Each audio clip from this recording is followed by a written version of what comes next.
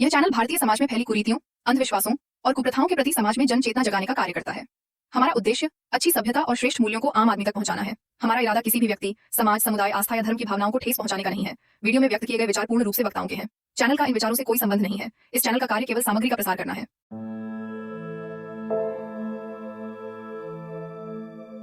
अधिकतर लोग जीवन में कभी ज़्यादा दुख का समय आता है या ज़्यादा खुशी का समय आता है। काफ़ी ऊंची पतंग करके कट जाना काफ़ी दुख बचपन में, एक मनपसंद खिलौना टूट जाना काफ़ी दुख बचपन में, उससे थोड़े बड़े हुए परीक्षा में फेल हो गए थोड़ा और दुख, फिर कॉलेज में आए तो पहले प्यार की शादी हो गई और ज़्यादा दुख। लेकिन इसी के साथ जीवन में हंसी खुशी भी आती है। कक्षा में कबड्डी का कंपटीशन था तो उसमें फर्स्ट आ गए, उसकी खुशी, और ऐसे ना जाने जीवन में सभी के कितनी तरह की खुशी आती है। तो लेकिन अंत में हम उस चीज से मूव ऑन कर जाते हैं, उस चीज को अपने दिल को समझा लेते हैं। अगर खुशी है तो खुशी को दुगना कर लेते हैं और दुख है तो उसको दो गुना कम कर लेते हैं। अंततः हम एक ही बात कहते हैं, होइए सोई जो राम रची राखा। तो बहुत बहुत स्वागत है मेरी ऑडियंस का मेरे यूट्यूब चैनल। और आज का Q&A सेशन इंटरव्यू जारी है, हम स्टार्ट करते हैं। और आज की थीम आप सभी को थंबनेल देखकर जैसे पता लगी गई होगी कि फैक्ट्स ऑफ रामायण। तो आज कोशिश करेंगे मात्र कि रामायण के कुछ बिंदु, कुछ फैक्ट्स, कुछ कहानी पर बात कर सकें और कुछ अच्छा सीख सकें और कुछ अच्छा सिखा सकें। तो मैं अनुरोध करूंगा अपनी को होस्ट सुरभि जी से कि वो आज के हमारे गेस्ट का इंट्रो दें। आज हम सबके बीच एक ऐसी पर्सनालिटी है who is not only a successful lawyer by profession, बल्कि वे भारतीय संस्कृति, वैदिक विचारधारा और रामायण आदि महान प्राचीन ग्रंथों के गहन अध्येता भी हैं। He played an inevitable role in defending the Arya Samaj properties, which help Arya Samaj to reach to higher level. इसके साथ साथ वे दिल्ली की कई आर्य समाजों के देखभाल भी करते हैं। इंटरव्यू जारी है कि एपिसोड नंबर 2 में I welcome mister Vineet Bahl ji. And एक बार करतल ध्वनि के साथ इनका बहुत बहुत स्वागत किया जाए। हमें अत्यंत प्रसन्नता है कि आज वे हमारे बीच अपने ज्ञान, अनुभव और विचार को साझा करने के लिए उपस्थित हैं। इस चर्चा को आगे बढ़ाने से पहले मैं विनीत बहल जी का सभी साथियों की ओर से अनुरोध करूंगी कि वे अपने बारे में कुछ बताएं कि वे कैसे आर्य समाज से जुड़े and what develops his interest in reading Ramayana so deeply. मेरे बारे में तो बहुत स्पष्ट इतना है कि फोर फादर्स आर्य समाज को फॉलो करते थे, लेकिन क्योंकि पाकिस्तान से माइग्रेट होके आए थे, अगर देखा जाए तो आप देखोगे आर्य समाज को ज़्यादातर जो जिसको हम रेफ्यूजी कम्युनिटी बोलते हैं, ये पाकिस्तान की तरफ से जो आए थे, ये वो लोग थे जिन लोगों ने अपनी परिवार, जमीनें, सब कुछ, अपना सब कुछ गंवाने के बाद सिर्फ एक साहित्य लेकर के आए, आर्य समाज की विचारधारा को लेके आए और यहाँ पर आकर के जीरो से स्टार्ट किया। और उस जमाने में पार्टीशन के वक्त आर्य समाज के अंदर जो गढ़ था वो लाहौर था, DAV और वो सब। यहाँ पे इतना नहीं था यहाँ पर भी, लेकिन साहित्य की दृष्टि से अगर देखा जाए तो जितने लोग पाकिस्तान से आए और उनका देश प्रेम देखिए, ये तो मूर्खता है जैसे कि लोग रिफ्यूजी कम्युनिटी बुला देते हैं उनको। अगर आप गहन अध्ययन करेंगे और सोचेंगे उस वक्त की परिस्थितियों में वो लोग अपना घर सब कुछ छोड़ करके सिर्फ इसलिए कि हमारी संस्कृति बची रहे, हिंदू मुस्लिम के नाम पे जो देशों के बंटवारे हुए, कि हम अपनी संस्कृति के साथ जुड़े रहे, तो वो लोग सच्चे देशभक्त भी हैं। आर्य समाज को ला करके उन्होंने जो साहित्य ला करके दिया, उसमें मेरे एक टीचर, जब आप मेरा परिचय ले ही रहे तो मेरे एक टीचर हैं आचार्य धर्मदेव विद्यार्थी जी, और DAV में डिप्टी डायरेक्टर रहे और हरियाणा के सांस्कृतिक विभाग में भी वो डायरेक्टर रहे। उन्होंने एक पुस्तक लिखी है कि विभाजन का दंश, वो पुस्तक अभी तो इस वक्त तो नहीं है लेकिन आप लोगों को मैं दूंगा। और सब सिंधु में आर्य समाज, ये 2 पुस्तकें उन्होंने लिखी है। उसके अंदर सबसे बड़ी खूबी है कि उन्होंने बताया कि किन विषम परिस्थितियों में जब लोग अपनी बेटियों की हत्या कर रहे थे कि उनके साथ कहीं बलात्कार ना हो जाए, कहीं वहां पे शोषण ना हो, तो अपने सब कुछ छोड़ करके सिर्फ, और कितना साहित्य, कितनी किताबें लेके आए। तो एक गजब का त्याग है और गजब का। तो यहाँ आए, जब दिल्ली में आकर के बसे, फिरोज शाह कोटला में परिवार आर्य समाज की संस्कृति से जुड़े ही हुए थे। तो मेरा जन्म तो हरियाणा का रहा और परवरिश और शिक्षा भी सब हरियाणा की है, कुरुक्षेत्र यूनिवर्सिटी से। लॉ की उसके बाद अजमेर यूनिवर्सिटी से। इसके अतिरिक्त आर्य समाज, क्योंकि घर पे हवन होता था, हर कार्यक्रम में हवन होना है, सब कुछ करना है, लेकिन उस तरीके से उतना नहीं था, क्योंकि खान पान का असर भी था। कुछ आर्य समाज के अंदर भी कुछ लोग ऐसे थे जो आज भी हैं, जो जिसको घास पार्टी, मांस पार्टी, ये सब चीजें कहा जाता है। कुछ लोग नॉन वेजिटेरियन है, कुछ लोग वेजिटेरियन है, कुछ लोग इवन कुछ पढ़े लिखे हाईली इंटेलेक्चुअल लोग हैं जो आर्य समाज के, वो समझते हैं कि हम लोग जो है मतलब डॉक्टर है, मान लो कोई, वो कहेगा एग खाना बहुत अच्छी बात है। आर्य समाज की मान्यताओं में नहीं है मीट अंडा शराब। जो लोग यहाँ पे आते हैं, मेरे को लगता है उनकी अपनी पर्सनैलिटी डेवलपमेंट होती है। यहाँ खुद अगर, जो मैं उम्मीद कर रहा हूँ पॉडकास्ट में, इसमें जो भी चर्चा के अंदर रामायण को लेके जो भी हम चर्चा करेंगे, आप लोग एक अलग लेवल पे, मैं चाहूंगा कि ये पॉडकास्ट ये ना हो कि किसी व्यक्ति विशेष का अपनी प्रमोशन हो रही है। लोगों के अंदर ये चीज आनी चाहिए कि इसके अंदर आप ये समझिए कि किसी व्यक्ति अपनी बुद्धि का उपयोग करके क्या क्या तर्क संगत बातें कर सकता है और मूर्खता भरी बातें। मतलब मेरा ये मानना है कि बच्चा अज्ञानी पैदा होता है, सब सीखना पड़ता है, और आर्य समाज एक ऐसी संस्था है, ऐसी शिक्षण संस्था है, आप इसमें रह करके इतने जबरदस्त अपने आप को तेज धारदार हथियार के रूप में बना सकते हैं कि कोई व्यक्ति आपका मुकाबला नहीं कर सकता।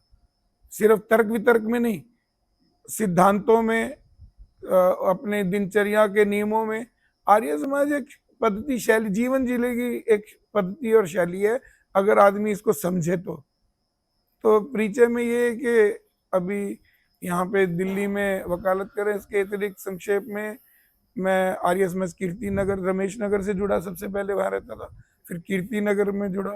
कीर्ति नगर का मैं पिछले कई वर्षों से सेक्रेटरी हूँ। इसके अतिरिक्त मैं 5-6 आर्य समाजों की ओर देख रहा हूँ। वो आर्य समाजों की, जैसे आर्य समाज दीवानल एक ऐतिहासिक संस्था है, दीवानल चांदनी चौक, वहाँ पर मेरे को इसी कार्यभार जो मिला हुआ है सचिव का, सेक्रेटरी का ही है। इसके अतिरिक्त उसके अंतर्गत 2 आर्य समाज और आते हैं, ये सब बंद पड़े हुए थे। वहाँ पे कोई भी वो नहीं चलती थी, उनकी कोई भी दिनचर्या कुछ ऐसी, वहाँ की समाजों की गतिविधियां नगण्य, जीरो थी। तो उन सबको धीरे धीरे हमने इतनी ऐतिहासिक और पुरानी धरोहरों को ना सिर्फ वापिस लिया, उनको सहेज रहे हैं, उनकी रक्षा कर रहे हैं। उसके अतिरिक्त वहाँ पे आर्य समाज का प्रचार प्रसार, वैदिक प्रचार प्रसार पे भी ध्यान दिया जा रहा है।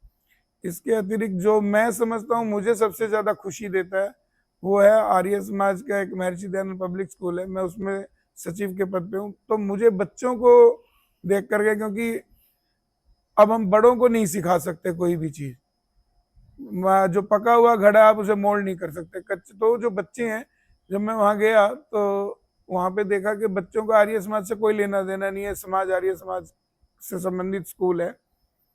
और उन बच्चों को आज संध्या आती है, सब बच्चों को स्कूल में यज्ञ करते हैं। धीरे धीरे हम उनको जोड़ना चाह रहे हैं आगे कि वो संस्कारवान बने रहें। तो मेरा ये मानना है कि आर्य समाज से जुड़ा हुआ कोई भी बच्चा, कोई भी व्यक्ति, कोई भी वृद्ध, कोई भी गलत काम करने से पहले 10 बार सोचेगा और करेगा ही नहीं। वो जो विचार शक्ति है वो आर्य समाज देता है।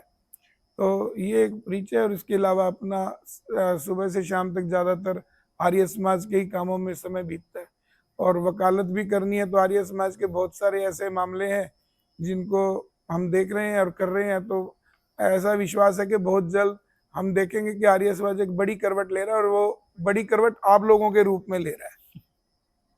तो हम लोगों ने, आप लोगों को, मतलब ये नहीं कि आर्य परिवार से हैं इसलिए आप आर्य हो, नहीं।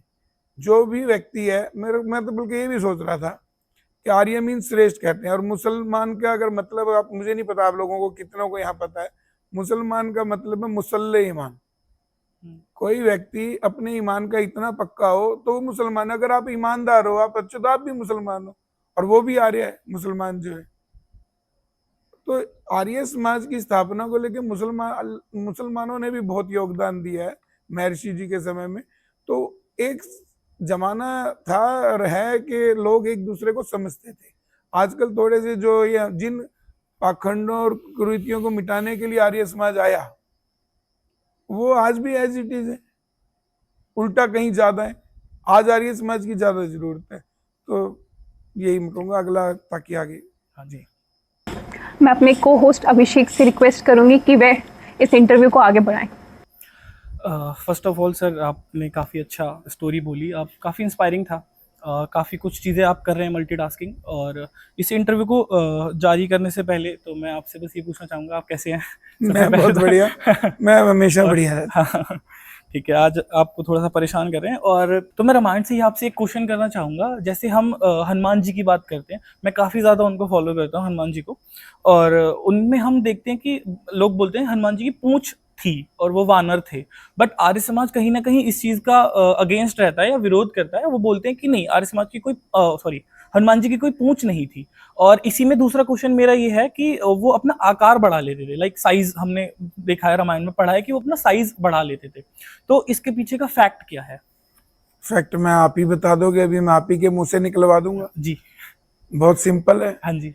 हनुमान जी की पूंछ भी थी, हाँ जी। उनका कद भी था, बड़ा कर लेते थे। जी। और तीसरा आपने क्या पूछा था उनके बारे में? नहीं, दो ही था, कद बड़ा करते कद थे बड़ा कर लेते और थे, वानर वाला था। वानर वाला। हाँ जी, हाँ जी। वो वानर भी थे, तीनों चीजें थी। वो तीनों चीजें मैं बता देता हूँ जो मैंने अभी शुरुआत में बताया। हाँ जी। तर्क संगत बात जो है वो आप सबको समझ में आएगी, यहाँ जितने लोग भी बैठे हुए हैं। पूछ से क्या मतलब है? आज की डेट में क्या आप और मैं प्रधानमंत्री के निवास स्थान पे जा सकते हैं? नहीं, मतलब बाहर से जा सकते बाहर से। हैं। लेकिन अगर अमित शाह को जाना हो हाँ जी। गृह मंत्री के नाते, तो क्या उसे किसी से पूछने की जरूरत है? नहीं। वो जाएगा गेट पे, सारे गेट देखते ही खोल देंगे उसके लिए। हाँ जी। तो अब ये बताइए, अमित शाह की पूछ है कि नहीं है प्रधानमंत्री के दरबार में? हाँ जी। है जी। तो उसी तरीके से रामचंद्र जी के दरबार में हनुमान जी की पूछ थी। ठीक। अब पूछ को सिंबॉलिक मूर्खों ने पूछ बना दिया। अब जिसको पूछ का मतलब नहीं पता, अब आप है ना भाई, पूछ तो थी ना पूछ, हाँ, मतलब तो पूछ थी। अब वो आप फोटो वाली पूछ की बात कर रहे हो, लेकिन उनकी एक्चुअल पूछ थी, फोटो वाली पूछ नहीं थी। ठीक। अब रही बात वानर वाली, अब जो दूसरी एक आपने कहा, वो वानर भी थे जी। वो वानर बंदर वाले बंदर वानर नहीं थे। अब हम वानर बोल देते हैं कि संस्कृत में बंदर के, अब वानर का क्यों मतलब? वानर का बड़ा सिंपल सा अर्थ बताया गया कि वन में रहने वाले नर जो थे, एक वानर जाति थी। वानर जाति थी, तो वानर जाति थी, तो वानर जाति आदमी थे। उनकी पत्नी का नाम पता है हमें, हनुमान जी की माता जी का नाम पता है हमें, उनके पिताजी का नाम पता है, अंजना माता जी। अपने हनुमान जी की पत्नी नहीं, मैं बाली सुग्रीव जी की हाँ बता जी, रहा था, हाँ उनकी जी, जो मैं हाँ बता जी, रहा हाँ जी, हाँ हूँ। जी। तो उनके परिवार का एक पूरा वो है। हम्म। आप अगर देखोगे बाली सुग्रीव की पत्नियों के नाम हमें पता है सबके। जी। पूरी रामायण में उनके नामों की चर्चा है। क्या बंदर या बंदरी का नाम हो सकता है? नहीं। कोई नाम रखने का वो उनको समझ ही नहीं है। वो कपड़े, क्या कपड़े, जब रामचंद्र जी मिले पहली बार हनुमान जी से, तो जब लक्ष्मण जी ने शंका व्यक्त की कि ये कहीं कोई भेष के अंदर भेष बदल के कोई वो तो नहीं है, गलत कोई असुर, कोई गलत आदमी ना। तो भाषा शैली की चर्चा करते हुए उन्होंने ये चीज कही कि ये जो भाषा प्रयोग कर रहे हैं, तो ये वेदों का ज्ञानी ही आदमी कर सकता है। और फिर हनुमान चालीसा पढ़ने वाले जितने भी हैं जी, वो कांधे मुंज जनेऊ साजे। बताओ कि कांधे मुंज बंदर कैसे जनेऊ अपने कांधे पे साजेगा? कंधे पे तो वजन उठाया जा सकता, कैसे? मतलब वानर वो एक नर थे। और एक चीज और भी है, आप अगर देखोगे उनको वानर क्यों कहा जाता था, बंदर से तुलना क्यों कर जाने? मूर्खता है लोगों की, क्योंकि पता नहीं है, अध्ययन किया नहीं हुआ। आज आप क्रिकेट चल रहा है, आईपीएल का आज फाइनल है जी। अब, लेकिन जब वर्ल्ड लेवल पे जब होता है, तो आईपीएल में तो सारे देशों की मिक्स टीम है। लेकिन अगर कोई ऑस्ट्रेलिया की टीम का व्यक्ति आता है तो हम उसको कैंगरू करके बुलाते हैं, कंगारू है। हाँ जी। तो हमारे इंडियंस को बंगाल टाइगर और टाइगर्स बोल देते हैं। हाँ जी, हाँ जी। तो तो इसी तरीके से क्या है कि एक सिंबॉलिक वो है। आज श्रीलंका के झंडे में शेर शेर है, तो क्या श्रीलंका वाले सारे शेर है? आदमी है वो, शेर कोई ना है। अब आप उनको शेर कहने लग जाओ। हनुमान जी की जो वानर जाति जो उस वक्त बहुत बड़ी जाति थी, बहुत बड़ा एरिया में थे। तो उस वक्त अब बाली सुग्रीव का जो झगड़ा हो रहा था सत्ता को लेकर के, जिसमें रामचंद्र जी ने हेल्प की थी, तो क्या वो बंदरों की हेल्प कर रहे थे हनुमान रामचंद्र जी? हमारे आराध्य देव जिसको हम रामचंद्र जी, जिनको हम अपना भगवान मानते हैं, एक युग पुरुष है, उनको क्या वो किसी बंदरों की लड़ाई में कोई ना वो जा करके उनका फैसला करवा रहे थे या सत्ता दिलवा रहे थे? एक संधि थी, एक समझदारी थी। उनकी पत्नी का अपहरण हो चुका था। अब ऐसी जगह जहाँ जंगल में रह रहे हैं तो वहां कौन साथ देता? वहां पे वो जाति के लोग थे, उससे वानर जाति के, जी। तो उनसे मदद मांगी गई, वही मदद कर सकते थे उनकी पत्नी को खोजने के लिए, सीता माता जी की खोज के लिए। तो उन्होंने अपना फायदा देखा कि अब सुग्रीव से मिलना हुआ, हनुमान जी ने सुग्रीव से मिलाया, उनकी मुलाकात करवाई। ठीक। मुलाकात करवाई तो उन्होंने उसको कहा कि अभी ठीक है, मैं तुम्हें मतलब मैं तुम्हारी मदद करता हूँ, तुम मेरी मदद करो। सिंपल सा एक वो होता है कि जो होता है जी। बुद्धिमता थी ये, उन्होंने ढूंढना तो ये है। अब इसलिए हनुमान जी की अब पूछ थी, लेकिन वो कैसी थी? वो पुरानी को वाली नहीं थी। तो बात क्या है कि आपको ये समझना पड़ेगा। मेरा ये लगता है कि कुछ लोग मूर्ख होते हैं, वो अपना दिमाग कोई अप्लाई नहीं करते, सिर्फ सुनते हैं और हाथ जोड़ के आ जाते हैं। उनकी भावना उच्च है, उनकी सोच उच्च है, लेकिन उनकी समझ नहीं है उस चीज की, उन्होंने पढ़ाई नहीं की। अब एक व्यक्ति बचपन से, मान लीजिए, बहुत लोग देखे होंगे आपने, राम की माला का जाप कर रहे होते हैं। हमारे घरों में भी मिल जाएंगे बहुत। आजकल तो मैं देखता हूँ पार्कों में भी कई जगह 1 राम 2 राम गिनती गिन के राम कर रहे हैं, राम बोल रहे हैं। अब एक व्यक्ति है जो राम राम राम राम बोल रहा है, वो 3 साल की उम्र में अपने मम्मी पापा दादा दादी के पास रह करके, माता पिता के पास, वो राम राम बोलना सीखा, और वो 85-90 साल की उम्र तक राम राम ही जप रहा है। अब राम राम जपने से क्या होगा?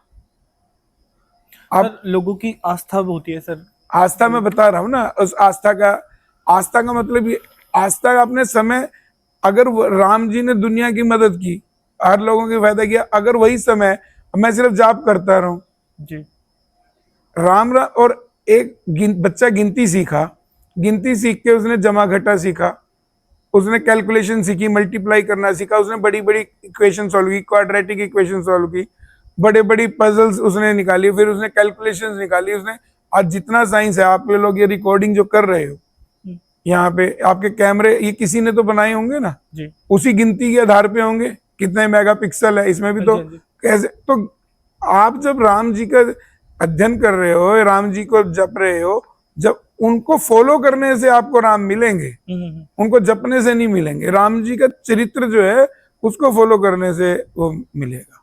ठीक, ठीक है। अगला क्वेश्चन मेरा ये था कि हम कुंभकर्ण को देखते हैं रामायण में, तो उसके उनके लिए बोला जाता है कि वो 6 महीना जो है सोते थे।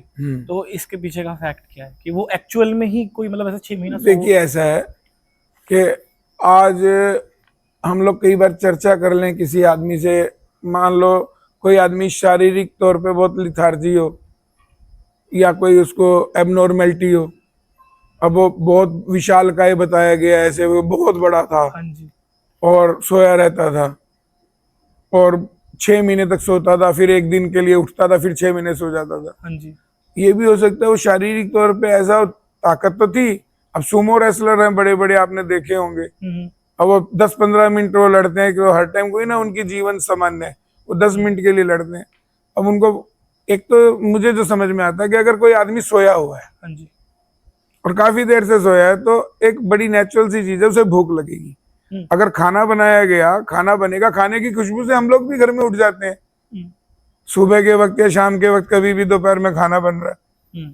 तो उनका जो मेरा ये मानना है कि कई बार हम किसी आदमी के विषय में बात करते हैं कि इसको कुछ बता समझाओ,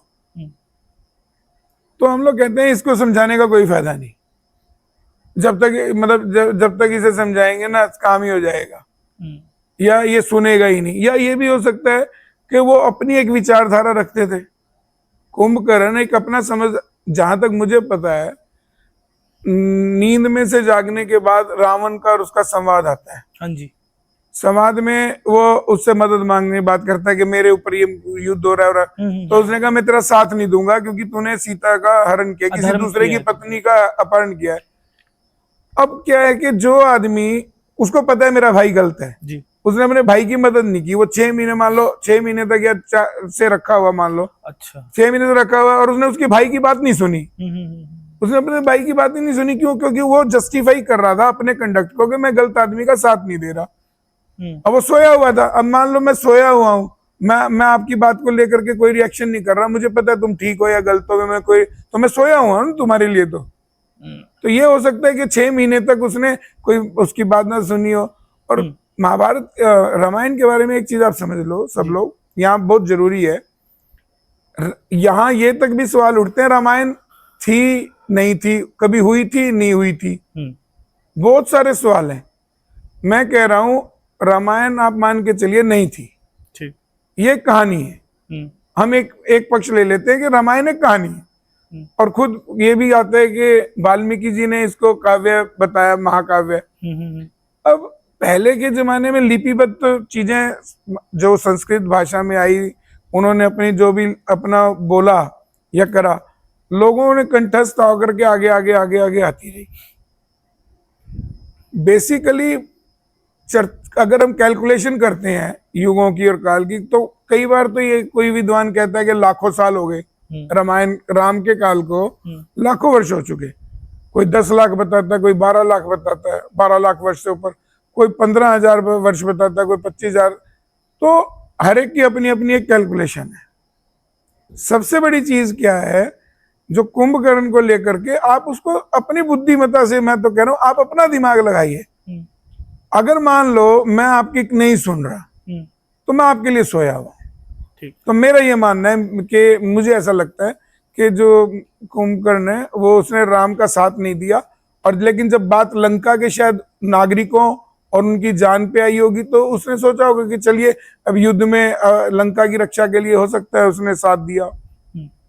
ये आपने काफी अच्छे से एक्सप्लेन किया सर, और मैं अब चाहूंगा कि सुरभि अपने क्वेश्चन ले, और देन उनके बाद हम ऑडियंस पे चलेंगे, उनके क्वेश्चन लेंगे। ठीक जी सर। आज कई सारे क्रिएटर इन्फ्लुएंसर रामायण पे सवाल उठाते हैं, जैसे वे राम जी को मांसाहारी बताते हैं। आप इस बारे में क्या विचार रखते हैं? देखिए, 2 चीजें हैं, मांसाहारी हो सकते हैं लेकिन नहीं थे। उसकी वजह ये कि जो आदमी गुरुकुल से पढ़ा हो, वेदों का अध्ययन किया हो जिसने, कोई ऐसा तो नहीं था कि रामचंद्र जी अनपढ़ थे, उनकी शिक्षा हुई थी। तो उस चीज को मद्देनजर रखते हुए, ध्यान में रखते हुए, मुझे लगता है कि वो मांसाहारी नहीं थे। ये एक तर्क है मेरा अपना। और जंगल में कई बार हम सुनते थे स्कूल टाइम में भी कि कंदमूल खाते थे वो लोग, जब जंगल में रहते तो कंदमूल खाने की जरूरत क्या थी? ये बहुत बार सुनते हैं हम लोग के कंदमूल खाते थे वो जंगल में। जो व्यक्ति घर प्रवेश से अपनी कुटिया बनाने से पहले जंगल के अंदर यज्ञ करता हो, और यज्ञ की रक्षा के लिए तो उनको लेके गए थे, उसमें मांस डाला जाता था। जब उनको उनके घर से लेके गए थे उनके पिताजी से, उनके गुरु, तो उन्होंने यज्ञ की रक्षा के लिए जब किया, क्योंकि असुर कौन थे? असुर भी कोई ऐसा नहीं है कि कोई अलग से उनके कोई अलग थे। हम ही लोगों में से जो गलत काम करते हैं हम ही असुर हैं, जो हम अच्छे काम करते तो हम अच्छे हैं। तो मुझे नहीं लगता कि वो कहीं भी मांस खाते थे। अब क्या है कि हर आदमी अपनी अपनी बातें किसी तरीके से कुछ भी, क्योंकि रामायण भी 40-50 किस्म की बन चुकी है। हर व्यक्ति, अब आपके पास कोई वो तो है नहीं। अब एक व्यक्ति है हरियाणा के अंदर, मैं नाम लेने की जरूरत नहीं, सारी दुनिया जानती है, वो अपने आप को त्रिकालदर्शी बताता है। उसके ऊपर हत्या के आरोप हैं 10 किस्म के, दुनिया भर की उसमें बुराइयां हैं, और वो व्यक्ति मतलब इतनी बड़ी बड़ी बातें करता है। तो कुछ लोग बाद में मिक्स कर देते हैं, कुरीतियां समय के साथ आती हैं, लाखों वर्ष में। आप क्या सोचते हो कि धीरे धीरे? तो मेरा तो विश्वास है कि बिल्कुल रामचंद्र जी ना कभी ऐसा कोई मर्यादा पुरुषोत्तम का मतलब क्या हुआ? फिर उनकी तो सबके प्रति मर्यादा थी ना, फिर जानवरों के प्रति मर्यादा क्यों नहीं होगी? फिर आराध्या कैसे हो सकते हैं? अगर फिर रावण में और उनमें फर्क ही क्या रह जाएगा?